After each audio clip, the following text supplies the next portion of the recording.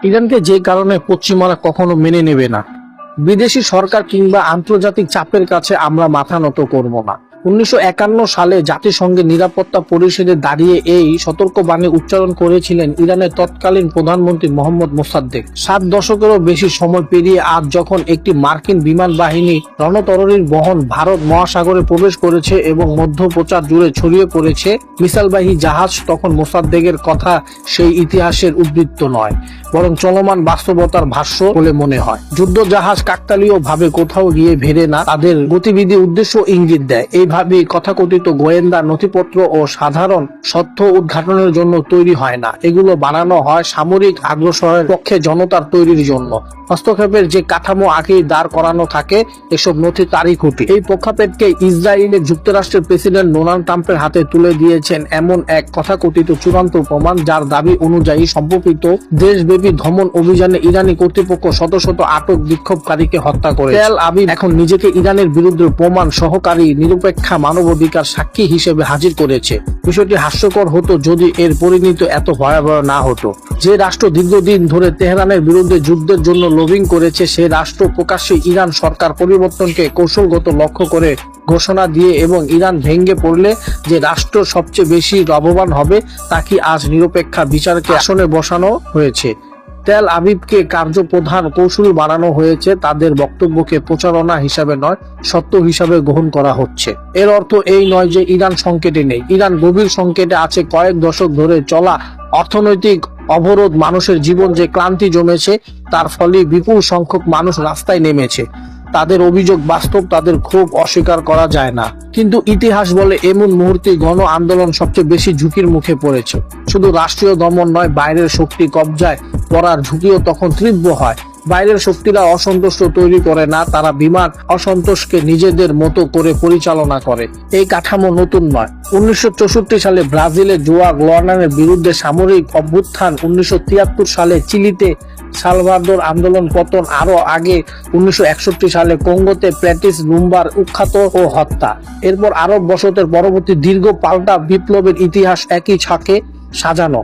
সব ঘটনা এক নয়, কিন্তু কাঠামো এতটাই পরিচিত যে সতর্ক হওয়ার জন্য যথেষ্ট। দ্বিতীয় বিশ্বযুদ্ধের পর থেকে যখনই কোনো দেশ বা আন্দোলন পশ্চিমা স্বার্থের জন্য হুমকি হয়ে উঠেছে, প্রথম এসেছে নিষেধাজ্ঞা, তারপর পরিকল্পিত অর্থনৈতিক সংকট, অভ্যন্তরিত বিপজ্জনক উস্কে দেওয়া মিডিয়া প্রচারণা, পাল্টা বিপ্লবের অর্থায়ন, আর এসব ব্যর্থ হলো অভ্যুত্থান, দখলদারি বা কথাকথিত মুক্তির নামে যুদ্ধ। ইরানের কাছে এসব তত্ত্ব নয়, বরং তাদের জীবন্ত স্মৃতি। 1953 সালে গণতান্ত্রিকভাবে নির্বাচিত প্রধানমন্ত্রী মোসাদ্দেককে ক্ষমতায় থেকে সরানো হয়েছিল, কারণ তিনি ইরানের তেল জাতীয়করণ করেছিলেন। তখন অ্যারামকো ইরানিয়ান অয়েল কোম্পানি ইরানকে তার নিজস্ব সম্পদের লাভের মাত্র 16% দিত। ব্রিটেন তখন অবরোধ আরোপ করে, আবাদান শোধনাগার বন্ধ করে দেয়, বিদেশি ক্রেতাদের ইরানি তেল কিনতে বাধা দেয়, অর্থনৈতিককে ইচ্ছাকৃতভাবে ধ্বংসের মুখে ঠেলে দেয়। অর্থনৈতিক যুদ্ধ ব্যর্থ হলে লন্ডন ওয়াশিংটন ঠেলে আনে, শীতল যুদ্ধের ভয় দেখানো হয়, সিআইসির অপারেশন এজেক্সকার মাধ্যমে মিথ্যা তথ্য ছড়ানো হয়, রাজনীতিদের ঘুষ দেওয়া হয়, ধর্মীয় নেতাদের হেনস্থ করা হয়, অস্থিরতা তৈরি করা হয়, মোসাদ্দেককে সরানো হয়, শাহকে ফিরিয়ে আনা হয়। এখন সিআই নিজে এই অভ্যুত্থানের অগণতান্ত্রিক বলে স্বীকার করে। এই ঘটনা শুধু ইরানের পথ বদলায়নি, এটি একটি ছক তৈরি করেছে। আজও সেই ছকের উপাদানগুলো স্পষ্ট। ইরানের বিভিন্ন স্থানে মসজিদে হামলার খবর সেই পুরনো বিভাজন, উস্কে দেওয়ার কৌশলের কথাই মনে করিয়ে দেয়। ইসরায়েলের কিছু গণমাধ্যম আরো স্পষ্ট ভাষায় বলেছেন, সরকার পতনের পর ইরানকে সিরিয়ার মতো করে পুরোপুরি সামরিকভাবে অক্ষম করে হবে। অর্থাৎ সরকার পরিবর্তনের শেষ কথা নয়, সেটি আরো বড় ধ্বংসের প্রথম ধাপ। 1979 সালের পর থেকে ইরান আধুনিক ইতিহাসের অন্যতম দীর্ঘ ও কাঠামো নিষেধাজ্ঞার মুখ।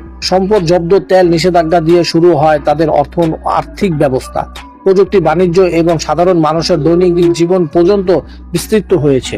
নিষেধাজ্ঞা শান্তিপূর্ণ বিকল্প বলা হয়, বাস্তবে এটি ধীরে অবরোধ। এতে মুদ্রা ধ্বংস হয়, সমাজ ভেঙে পড়ে, রাজনীতি চরম পন্থা ঝুঁকে পড়ে, ভুগন্ত হয় সাধারণ মানুষ। যুক্তরাষ্ট্রের আগ্রহ কেবল মানবাধিকার নয়, ইরানের তেল চীনের জন্য কৌশলগত শক্তি। 2025 সালে চীনের সমুদ্র পথে আমদানি করা তেলের প্রায় 13% এসেছে ইরান থেকে। এই প্রেক্ষাপটে ইসরায়েলের প্রধানমন্ত্রী বারবার সরাসরি ইরান জনগণের উদ্দেশ্যে বক্তব্য দিয়েছেন, রাস্তায় নামার আহ্বান জানিয়েছেন, সরকার পতনের পর সহায়তার প্রতিশ্রুতি দিয়েছেন। সাবেক প্রতিপক্ষ মন্ত্রী ইভো গ্যালেন্ট আরো খোলামেলা ভাষায় বলেছেন অদৃশ্য হাত দিয়ে ঘটনা প্রবাহ চালানোর কথা। ইসরায়েলের গণমাধ্যমকে এমন একটি বিক্ষোভকারী অস্ত্র সরবরাহ কথা গর্বের সঙ্গে বলা হয়েছে। এসব বিচ্ছিন্ন মন্তব্য নয়, এটি একটি বিস্তৃত প্রচারণার অংশ।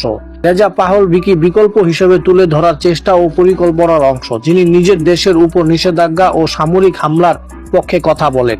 তাকেই ভবিষ্যতের নেতা বানানোর চেষ্টা চলছে। ইতিহাস যেন আবার মঞ্চস্থ হচ্ছে। এর কোনোটাই ইরানি কর্তৃপক্ষের ধমককে বৈধতা দেয় না, কিন্তু বিদেশি নৈতিকতার মুখোশ যে কতটা ফাঁপা বা স্পষ্ট করে যারা অর্ধ শতাব্দী ধরে ইরানকে অর্থনৈতিকভাবে শ্বাসরোধ করেছে, তারা 80 দশকে এক ভয়াবহ ব্রেক্সিট যুদ্ধ ইন্ধন ঝুঁকিয়েছে, যারা আজও দেশ ভাগের কথা বলে, তারাই আবার ইরানের মুক্তিকাদার সেজেছে। 1 ফেব্রুয়ারি ইরানের ইতিহাসের একটি গুরুত্বপূর্ণ দিন। 1979 সালে এই দিন আয়াতুল্লাহ রুহুল্লাহ খামেনি তেহরানে ফিরে আসেন। তার ফিরে আসার মধ্য দিয়ে বিদেশি শক্তির সমর্থন টিকে থাকান্তের পতন ঘটে এবং ইরান আবার নিজের রাজনৈতিক স্বাধীনতা ফিরে পায়। ঠিক এই সময় নতুন সামরিক প্রস্তুতির গতি হারায় কাকতালীয় নয়। 7 দশক আগেও ইরান যা বলেছিল আজও সেটাই বলছে। ভারসাম্যময় স্বাধীনতা, আত্মা নিয়ন্ত্রণের অধিকার। আর এটাই এমন এক দাবি যা বইয়ের শক্তিশালীগুলো কখনো মেনে নেয়নি, ক্ষমাও করেনি এবং ছাড়ও দিতে রাজি নয়।